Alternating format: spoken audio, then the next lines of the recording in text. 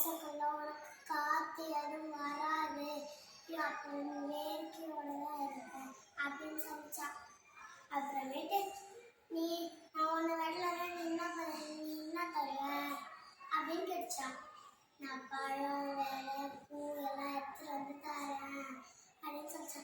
அந்த குட்டி இடத்துல அந்த மரம் மரத்தை குட்டி இடத்த அவங்க வேலையில பொறிச்சு வச்சாங்க. வச்சு